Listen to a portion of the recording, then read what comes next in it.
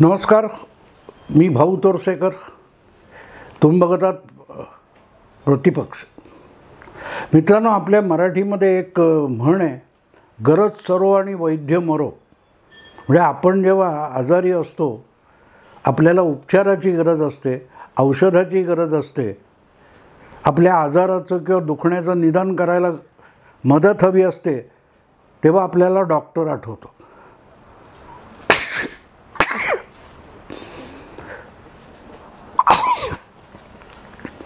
असा जो डॉक्टर आहे त्याला मराठीत वैद्य म्हणतात पूर्वापार.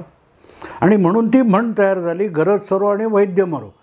याचा अर्थ साधारण असा असतो की आपल्याला जेव्हा गरज असते तेव्हा आपण त्या गोष्टींचा उपयोग करतो आणि उपयोग संपला की कचऱ्यासारखं त्यांना फेकून देतो.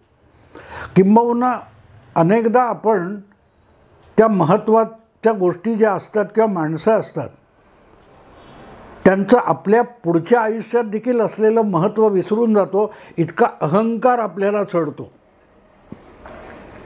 आपण ज्या ठिकाणाहून आलो, ज्या परिस्थितीतून आलो, त्या परिस्थितीचा आपल्याला विसर पडतो. हे मी मित्रांनो एवढ्यासाठी सांगतो आहे की सध्या बंगालमध्ये जी काय रणधुमाळी चालू आहे आणि आपल्या सत्ता आणि आपल्या लोकप्रियतेच्या आणि आपल्या मतं मिळवण्याच्या क्षमतेवर ममता बॅनर्जी इतक्या अहंकाराने फुलून गेल्यात की त्या विसरलेत की आपण कुठल्या परिस्थितीतून इथपर्यंत येऊन पोहोचलो. त्या विसरून गेलेत. कारण अशीच परिस्थिती, राजकीय, सामाजिक, कायदा सुव्यवस्था अशीच परिस्थिती होती ज्या परिस्थितीने ममता बॅनर्जींना राजकारणात आपल्या पायावर उभं केलं.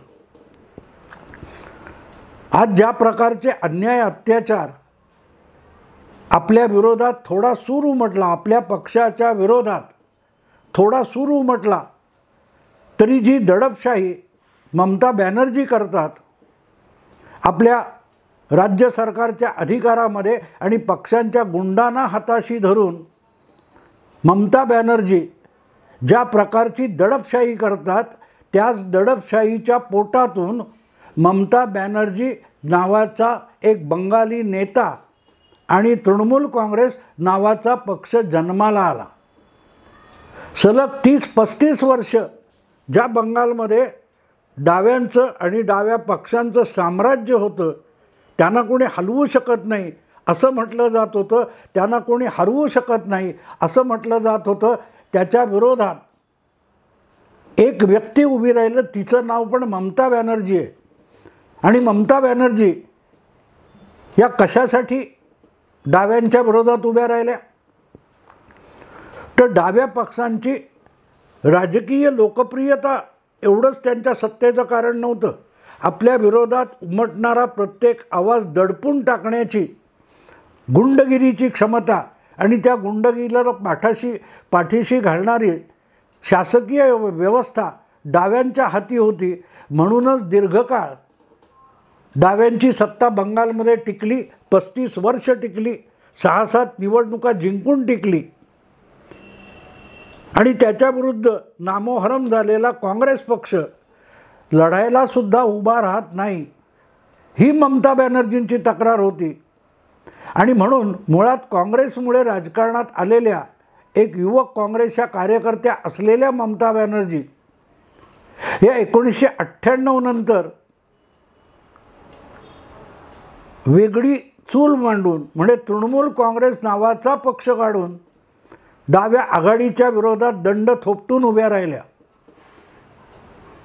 डाव्यांच्या गुंडगिरीविरुद्ध, डाव्यांच्या सगळ्या शासकीय ताकदीविरुद्ध आंदोलनाच्या मार्गाने डाव्यांमुळे पीडित असलेल्या, डाव्यांची गुंडगिरी आणि शासकीय व्यवस्था यामुळे पिडलेला जो समाज होता त्याचा आवाज म्हणून तुमच्या ममता बॅनर्जी राजकारणात उभ्या राहिल्या.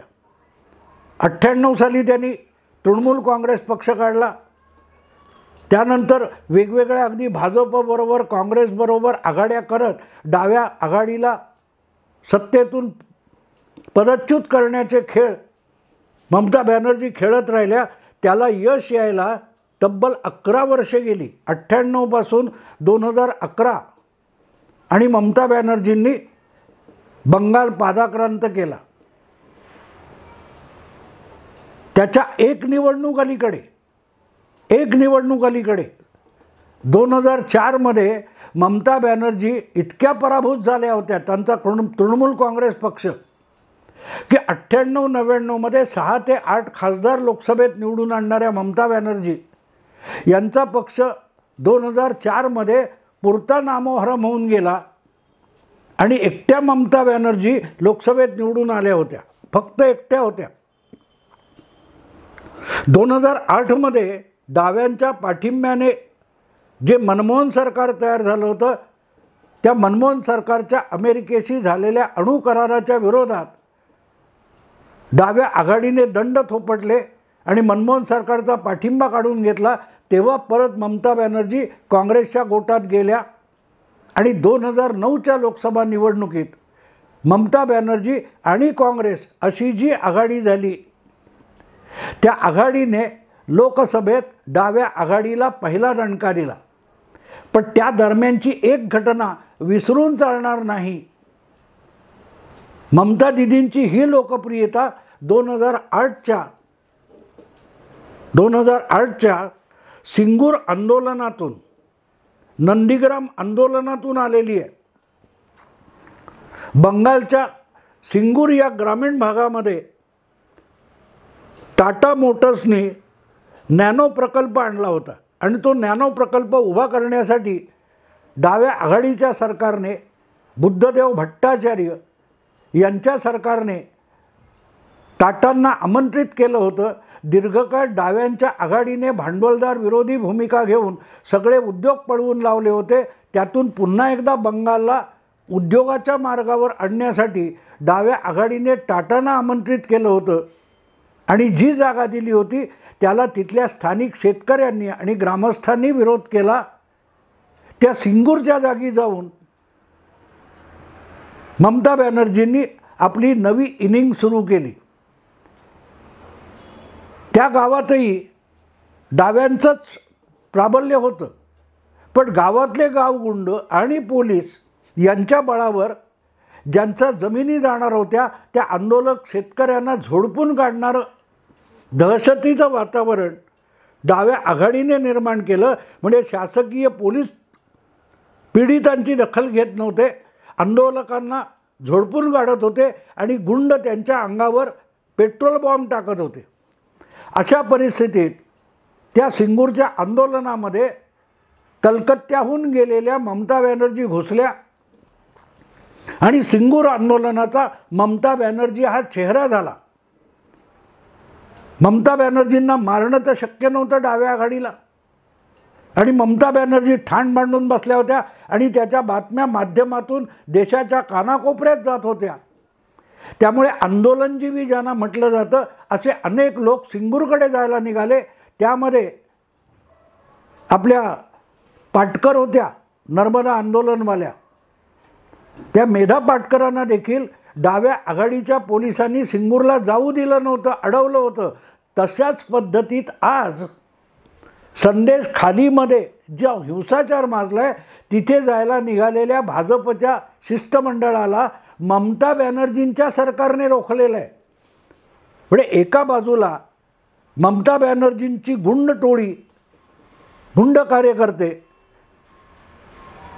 भाजपला झोडपून काढणार, न्याय मागणाऱ्या नागरिकांना झोडपून काढणार आणि पोलीस त्यांचे गुन्हे देखील दाखल करून घेणार नाही.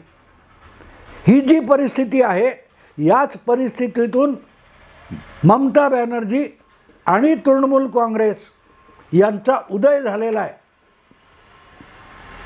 2008 मध्ये नंदीग्राम आणि सिंगूर या दोन ठिकाणी ज्या शेतकऱ्यांना डाव्या आघाडीनेच जमिनी दिल्या होत्या त्याच शेतकऱ्यांनी जो उठाव केला त्याचं नेतृत्व करत ममता बॅनर्जींनी बंगालमध्ये आपल्या पक्षाचे पाय रोवले आणि त्याचा परिणाम 2009च्या निवडणुकीत दिसला. 2009च्या लोकसभा निवडणुकीत ममता बॅनर्जींनी काँग्रेसबरोबर आघाडी केली आणि डाव्या आघाडीला जबरदस्त तडाखा दिला. मला वाटतं ज्यांचे 40 खासदार लोकसभेत डाव्या आघाडीचे निवडून यायचे, त्या डाव्या आघाडीला 10-12 खासदार निवडून आणता आले नाही आणि ममता बॅनर्जींना 15, काँग्रेसला 10 अशा काहीतरी जागा मिळाल्या होत्या. आणि त्यानंतर अवघ्या 2 वर्षात 2011मध्ये ममता बॅनर्जींनी विधानसभासुद्धा जिंकली काँग्रेसला सोबत घेऊन. पण दरम्यान सिंगूरच्या आंदोलनाचा इतका भडका उडाला होता की अशा परिस्थितीत तिथे कारखाना उभारणं, नॅनो गाडी निर्माण करणं अशक्य असल्यामुळे टाटांनी सिंगूरचा नाद सोडला, ते गुजरातला गेले आणि त्या विजयाने ममता बॅनर्जी यांचा इतका उदो झाला की डाव्या आघाडीचं धाबं दणाणलं आणि बुद्धदेव भट्टाचार्य जे बंगालचे मुख्यमंत्री होते ते सुद्धा 2011च्या विधानसभा निवडणुकीमध्ये बंगालमध्ये पराभूत झाले. काँग्रेस आणि ममता बॅनर्जी यांच्या आघाडीला विधानसभेमध्ये इतकं प्रचंड बहुमत मिळालं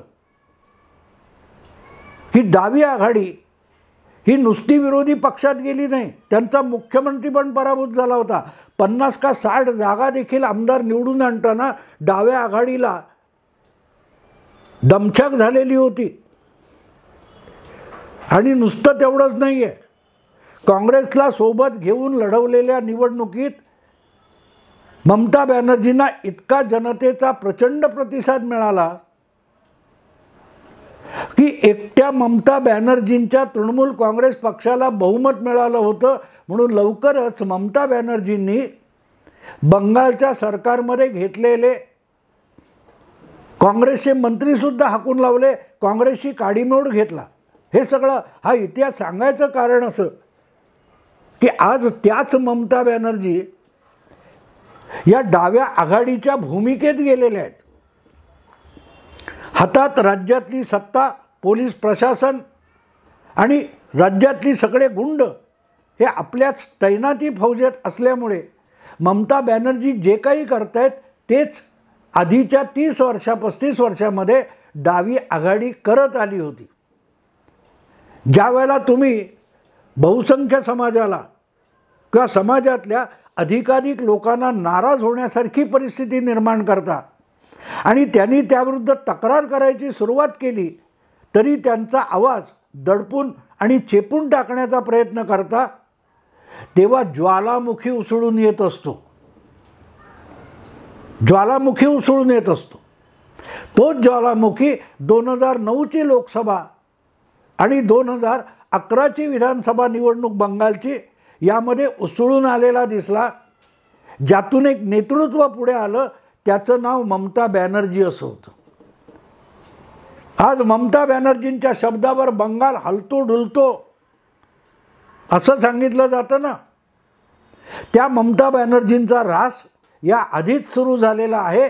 कारण बघता बघता ममता बॅनर्जींनी पक्षाचं नाव वेगळं असलं तरी स्वतःच डाव्या आघाडीचा अख्खा अजेंडा आपल्याकडे घेतलेला आहे. डावी आघाडी जशी समाजाला, लोकसंख्येला आणि गरिबाला नाडणारी एक व्यवस्था उभी होती आणि दहशतीखाली पुन्हा पुन्हा निवडणुका जिंकल्या जात होत्या, त्याच पद्धतीवर आणखीन एक आघात 2009मध्ये झाला. त्याचं कारण असं की पहिल्यांदा 2009मध्ये बंगालच्या निवडणुकीत प्रचंड प्रमाणावर केंद्रीय सुरक्षा दलांचा वापर झाला. 42 जागांसाठीच्या निवडणुकीत 6 फेऱ्यांचं मतदान झालं. प्रत्येक मतदान केंद्रावर कडेकोट बंदोबस्त होता. मतदान केंद्र काबीज करणं, हिंसा करणं हे अशक्य झालं होतं आणि एकूण मतदानात कुठे हिंसा चालली आहे आणि आवश्यक तिथे तातडीने सुरक्षा दलांचा पथकं कुमक पोहोचवणं यासाठी हेलिकॉप्टरचा सुद्धा वापर झाला होता. जेव्हा केंद्रीय सुरक्षा दल निवडणुकीचा बंदोबस्त ठेवत होतं, त्यातून ममता बॅनर्जींचा विजय झाला होता. कारण स्थानिक पोलीस हे डाव्या आघाडीच्या पक्षशाखा झाल्या होत्या. आज नेमकी तीच परिस्थिती ममता बॅनर्जींनी निर्माण केली आहे आणि त्याचाच परिपाक 2019च्या निवडणुकीत दिसला. ज्या भाजपला बंगालमध्ये स्थान नाही म्हटलं जात होतं, त्या बंगालमध्ये भाजपने 42 वरून 18 लोकसभा खासदार 42 खासदारांपैकी 18 खासदार निवडून आणले. विधानसभेला 77 आमदार निवडून आणले. यामध्ये भाजपच्या केंद्रीय आणि राज्यातल्या नेतृत्वाच्या पराक्रमापेक्षा ममता बॅनर्जींनी डाव्या आघाडीसारखी केलेली दडपशाही ही कारणीभूत होती. हा सगळा इतिहास मी तेवढ्यासाठी सांगतोय की आत्ता जे संदेश खाली नावाच्या भागामध्ये सामूहिक बलात्कार करून तृणमूलच्या गुंडांनी धुमाकूळ घातला, त्याच्या विरोधात सारा गुन्हा दाखल करण्यात आला नाही. आणि हे बंगालमध्ये अनेक ठिकाणी घडतं. गुन्हे दाखल होत नाहीत, बलात्कार होतात, उठाव करणाऱ्या घरात घुसून महिलांवर बलात्कार होतात, पुरुषांना चोपून काढलं जातं, नाहीतर मुर्दे पण पाडले जातात, गावठी बॉम्ब फोडले जातात. आणि या दहशतीखाली एकूण समाजाला आणि लोकसंख्येला ठेवायचं आणि आपली सत्ता अधिक बळकट करायची, हे डाव्या आघाडीचं जे टेक्निक होतं ते ममता बॅनर्जींनी स्वीकारले. कारण आता मतदारांवर ममता बॅनर्जींचा विश्वास राहिला नाही. कारण डाव्या आघाडीमध्ये जे गुंड स्थानिक पातळीवर आपलं राज्य चालवत होते, त्यांना शेवटी गुंडगिरी सुरक्षितपणे चालवायची असेल तर शासकीय आणि पोलीस प्रशासनाची मदत लागते. त्या सगळ्या गुंड टोळ्या हळूहळू करत तृणमूल काँग्रेसमध्ये आल्या आणि त्यामुळे रंजले गांजलेले जे लोक आहेत बंगालचे नागरिक, त्यांना या गुंड आणि सरकार प्रशासन यांच्या आघाडी विरोधात आवाज उठवणाऱ्या नेतृत्वाची गरज होती. आणि ते नेतृत्व द्यायला ज्यावेळेला भाजप पुढे सरसावला तेव्हा काँग्रेस आणि डावी आघाडी हे पक्ष वाईप आऊट झालेत आणि आता ममता विरोधातला सगळ्यात मोठा आवाज भाजप झाला आहे. तर त्याचं श्रेय भाजपने केलेल्या संघटना बांधणीपेक्षा ममता बॅनर्जी आणि त्यांच्या गुंडगिरी आणि प्रशासन यांना द्यावं लागेल. कारण त्यांनी हे बंगालमधलं ध्रुवीकरण घडवून आणलेलं आहे आणि त्याचे परिणाम आणखीन 3-4 महिन्यांनी आपल्याला लोकसभा मतदानात दिसणार आहेत. कारण लोकसभा मतदानात ही गुंडगिरी चालणार नाही आहे. केंद्रीय पोलीस, केंद्रीय राखीव दल आणि सशस्त्र दल याचा सरसकट वापर निवडणूक आयोग करतो आणि तो बंगालमध्ये होणार आहे. मतदान केंद्रित करून किंवा मतदाराला दहशत घालून यावेळेला सुद्धा ममता बॅनर्जी निवडणुका जिंकू शकणार नाहीत. पण एक गोष्ट होणार आहे, ज्या प्रकारे मुस्लिम लांगुल चालन करताना हिंदूंना ममता दिदींनी आणि त्यांच्या गुंडांनी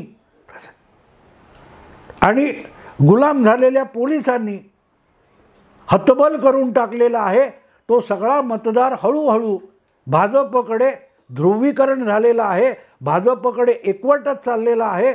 त्यामुळे आगामी लोकसभा निवडणुकीत भाजप हा बंगालमधला 1 नंबरचा पक्ष झाला तर मला नवल वाटणार नाही. पण त्याचं श्रेय मोदी, शहा आणि बंगालच्या भाजप नेतृत्वापेक्षा ममता दिदींना, त्यांनी नपुसक करून टाकलेली पोलीस यंत्रणा, निकामी करून टाकलेली पोलीस यंत्रणा आणि त्यांनी माजवलेले गुंडगिरी आणि दहशतवाद, याला भाजपच्या यशाचं श्रेय द्यावं लागेल. कारण त्या निवडणुकीपुरतं तरी केंद्रीय राखीव दलं तिथे पोचणार आहेत आणि मनमोकळं मतदार करू शकणार आहे. आणि म्हणून असं वाटतं की आपण सत्तेत का आलो, आपल्याला सिंगूरमुळे सत्तेत येणं शक्य झालं.